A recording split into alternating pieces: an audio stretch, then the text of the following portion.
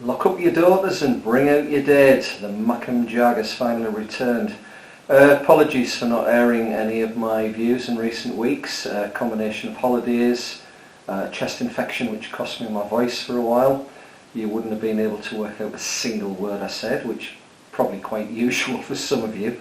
So it's just been best part of a month I think now where I haven't really been able to get on with the vlogs, but I'm back. There's an awful lot to talk about. I'll try and keep points as succinct as possible, but quite a bit to get through. Firstly, I'd like to start with the situation in the Cups. We had quite a decent run earlier in the season in the League Cup, including the victory over Ross County, followed by the disappointing defeat at Celtic, but all told, you know, at the end of the day we weren't the Premier League team in the group stages. We got out of that, we did well. And as I say, it was a good result against Ross County. So, you know, even if the season had stopped there in terms of Cups, it still wasn't a bad season. We've obviously got the game coming up against Penicuik at the weekend. And for all the talk about the big following that they've got coming across to see the game, and brilliant, well done, you know, to sell 1,600 plus tickets. It doesn't matter where you are in Scottish football, that's a great... It's a great show of support for your club, so well done. At the end of the day, I hope you are travelling home disappointed, and I genuinely feel that we have enough quality as a professional team, albeit, you know, very disappointing current league status. We should have enough to win that game. If we're going with the right attitude, we definitely have the players that will punish Penicuik, and I do expect us to win the game. I'm not going to say it's going to be an easy game. That would be insulting, and considering our home performances this season, it would be probably a prediction too far, but I just genuinely think we should win the game, and I don't care how we win it. It's a cup game. Those games, it doesn't matter how you win a cup game, you simply have to get through the next round. It'd be nice to get through, get a tie against one of the bigger teams, make a few quid for the club, or if we played something not quite as big, possibly even get through to the later stages. You know, we sing about bringing the cup home to Maryhill. Might not happen anytime soon, but by God, you know, we've got to keep hoping and working towards that goal. In terms of I call it the Scottish Checkatrade Trophy. Obviously, it's the Challenge Cup. By God, semi-finals coming up. I hope we don't get Rangers Colts in the semi. It would be nice to potentially either see them knocked out. I've no time for any Rangers or Celtic team at whatever age group. But you know, you look at the teams that are in, ourselves, Cali Thistle, Raith Rovers, it's not easy. You know, out of those four teams, it's actually quite difficult to predict who the winner would be. But with one of those four teams, you know, it was a tremendous result at Steny. I've seen the footage. I get Jag zone, so I don't miss much even when I'm not vlogging. It was a comprehensive victory. The best team won, you know, by a straight mile. Generally quite well worked goals, so no complaints from me on that score. It was good. So well done, lads. Semi-final, it's one game away from a final. I know it's only the Challenge Cup, but the way our season's going, you know, if we can pick up a trophy, whatever shape, size, or colour, that'd be be tremendous for this season. Because being realistic, it's probably all we're got to look forward to. I don't know. I can't see us closing the gap on the top teams without something strange happening. And at this moment, I don't see that genuinely happening. So, cup competitions, things are going really well. You know, Challenge Cup final will be a tremendous day out. Without a victory, it would just be a day out. So, yeah, come on, Jacks, fingers crossed. Get us through that next round and give us something to really, really look forward to, and we'll turn out in big numbers for that. In terms of the league, I don't know. It's been a strange last month. A sort of mixture of results. You know, we had the two good away results when Ian first came in. Dundee United away, I don't care how well we play. I wasn't disappointed with Ian's comments after the game, but you know, I appreciate managers have to look for the positives. You know, say how well the team played. They did play well. I've seen the footage. We played well. But ask yourself this: do you prefer to lose 1-0 and play well, or would you prefer to be backs to the walls, you know, hoofing stuff off the line, last minute tackles, headed clearances, and win 1-0? I prefer to win 1-0. You know, you look back at the sort of Arsenal team from a number of years ago and it was boring Arsenal, but they won everything. I'd rather support a winning team, and I know not everybody would agree on that. I'd rather support a winning team that plays brilliant football. But how many of us support Liverpool or Manchester City? Because beyond that, there's not many teams who play in that style and regularly win. You know, you tend to get one or the other rather than both. So, Dundee United was disappointing. Shankland got the goal. I felt it was a goal we could have stopped.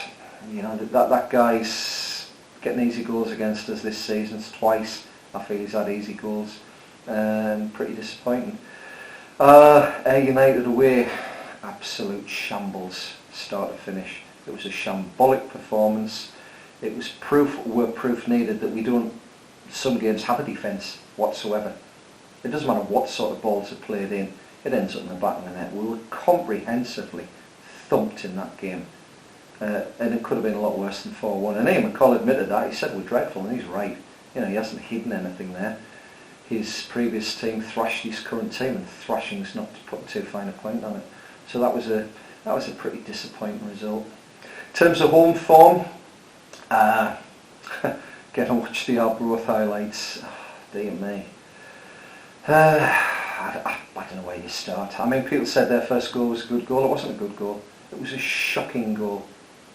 You know, you watch the runners coming in from midfield. Nobody tracking. It didn't matter who was in that box. They were going to score a goal.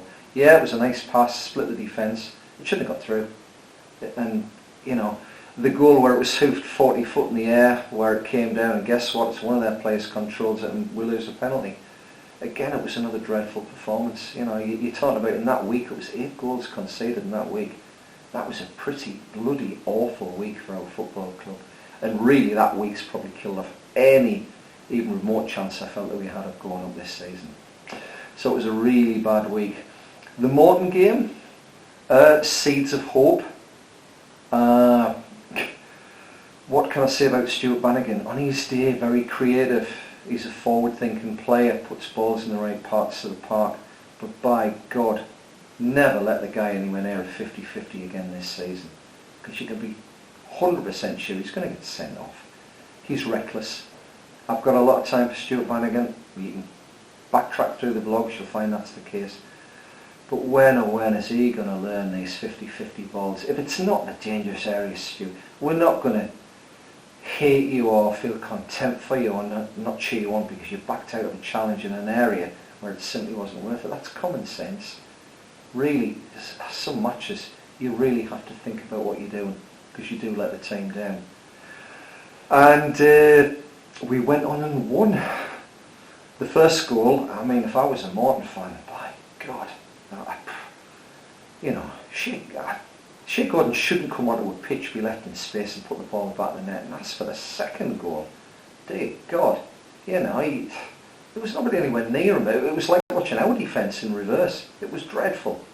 At the end of the day, we needed a home win. We got, frankly, you know my views on that. I don't care how we get wins. Partick Thistle will be promoted one day by winning more games, picking up more points than other teams in this league. Nothing else matters. That's what it's all about. So I've said it before, I'd rather a poor performance and a victory than something that looks like showboating and either draw or lose. I want to be back in the Scottish Premiership. Will we get there? Not this season. And the reason we won is quite frankly, we're shocking at the back. We have to score 2 goals in a game to win a game. It's as simple as that. Anything less than 2, we ain't going to win a game. Because somewhere during the match, somebody at the back will let us down, and it's in the air that we are let down. Despite the fact we've got some big lads back there, the Morton goal, I mean, 2 minutes after we scored, we're already down to 10 men. You know, that could have very, very quickly turned sour in terms of Partick Thistle. Fortunately it didn't. But what a rubbish goal to give away. But rubbish goals in the air are what we've given away all season. It's been absolutely terrible. Ian McCall has to be backed in January, and it would be nice to see another prolific striker, see a prolific striker in. That'd be brilliant. But if we don't solve these problems at the back, the season's just going to completely, utterly die a death. It's just going to be one long relegation slog. And I hope that we do achieve what Ian's after. reach a position within 3 or 4 points of the playoff places and then push on in January, but we're 2 or 3 players short. We've never replaced Scott McDonald, even with Kenny Miller. Kenny Miller's not as good as Scott McDonald. We never replaced Blair Spittle properly. And what I will say is the likes of Rhys Cole and the young lad Kakai have been brilliant. Right, Rhys Cole is very creative. I'm pleased he finally got a goal. He's very creative. He's what we need.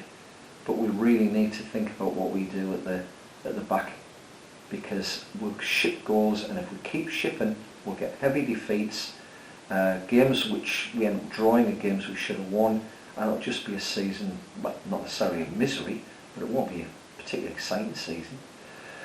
Now, in terms of getting up, I booked train tickets to come up for the Dunfermline away game. Never been there before, so looking forward to that. And it'll either be Queen of the South the following week, which for me is the local game. You know, it's the cheapest one to get there when it's the closest. And possibly maybe it's even 3. It'll either be Queen of the South and Dundee, or it'll be Queen of the South or Dundee. But I'll certainly be there. So minimum of 2 games next month. Really looking forward to it. I've missed being up, but I've had a good run of work, so I've got a few quid in the bank. So I'll be spending it on coming up to see the Jags. Absolutely tremendous to be back. You know, please leave your comments as always. Just one final thing. If anybody fancies a game of Spot the Brain Cell, well, the Old Firm are playing in the League Cup final, so put it on the telly, look around the crowd and see if you can spot the Brain Cell. Best of luck. I think that's a real challenge. Okay, so as I say, leave comments, and by the way, the 2 young lads have been doing the vlogs, certainly in my absence. Tremendous. Keep it going, lads. Absolutely thrilled. Okay, always a Jag, and looking forward to getting up there for the games.